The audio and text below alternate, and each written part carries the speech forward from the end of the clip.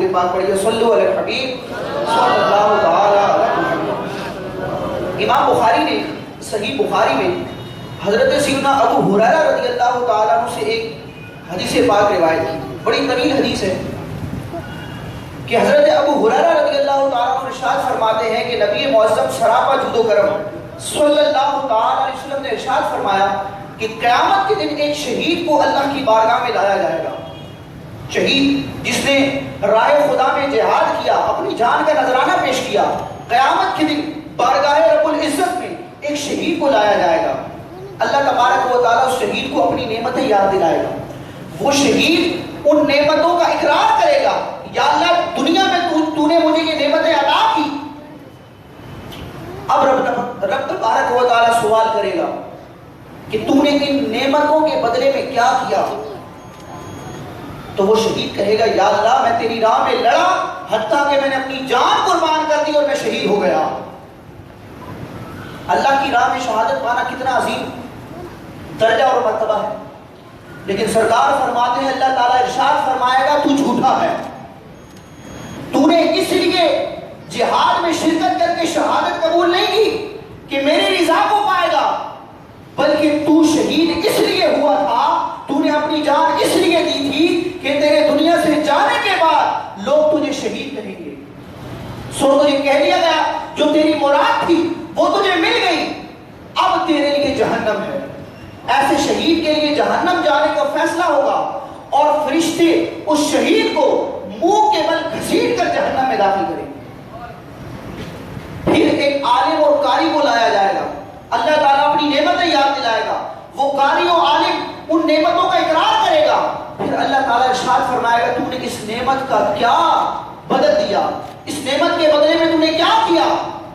وہ عالم و قاری کہے گا یا اللہ میں نے تیری رضا کے لیے علم سیکھا، علم سکھایا، قرآن پڑھا، قرآن پڑھایا۔ اللہ تعالیٰ ارشاد فرمائے گا تو جھوٹا ہے،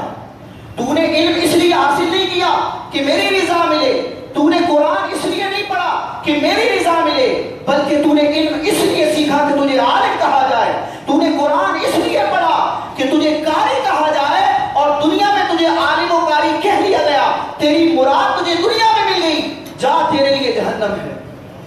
ایسے عالم اور قاری کو بھی منہ کے بل گھسیٹ کر فرشتے جہنم رسید کریں گے۔ پھر ایک سخی مالدار شخص کو لایا جائے گا، اللہ تعالیٰ اپنی نعمتیں اس پر ظاہر فرمائے گا، اس کے بارے میں سوال فرمائے گا، وہ سخی و مالدار ان نعمتوں کا اقرار کرے گا۔ اللہ تعالیٰ ارشاد فرمائے گا ان نعمتوں کا تو نے کیا حق ادا کیا، ان نعمتوں کے بدلے میں تو نے کیا عمل کیا؟ وہ سخی وہ مالدار کہے گا کہ یا اللہ میں نے تیری راہ میں اپنا مال خرچ کیا، مسلمانوں کو جب مال کی ضرورت ہوئی تو میں نے اپنے مال کے ذریعے ان کی امداد کی، تیری راہ میں خرچ کیا۔ اللہ تعالیٰ ارشاد فرمائے گا تو جھوٹا ہے،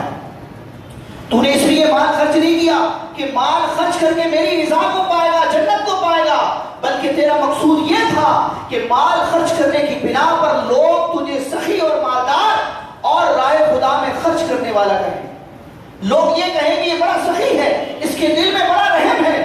یہ لوگوں پر ترس کھاتا ہے، لوگوں کی امداد کرتا ہے۔ تو نے واہ واہ چاہنے اور اپنی شہرت کے لیے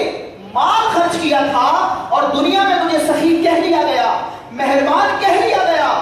جا تیرا جنت سے کوئی حصہ نہیں، تیرے حق میں جہنم کا فیصلہ ہے۔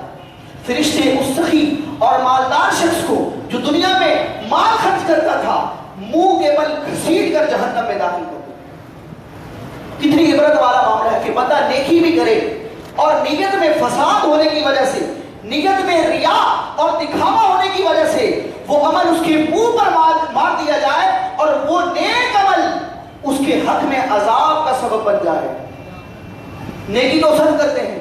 ایک نیکی ہوتی ہے اخلاص والی، جس میں للہیت ہوتی ہے، صرف رب کو منانا ہوتا ہے، کسی اور کا ارادہ نہیں ہوتا۔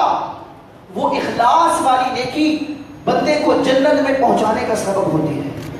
اور اگر اسی نیکی کے ساتھ دکھاوا ہو، ریا کا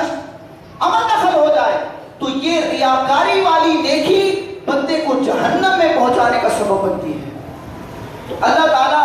نیک اعمال کرنے کی بھی توفیق عطا فرمائے، اور اخلاص اور للہیت بھی عطا فرمائے، دکھاوے سے بچنے کی توفیق عطا فرمائے۔ دکھاوا اور ریاکاری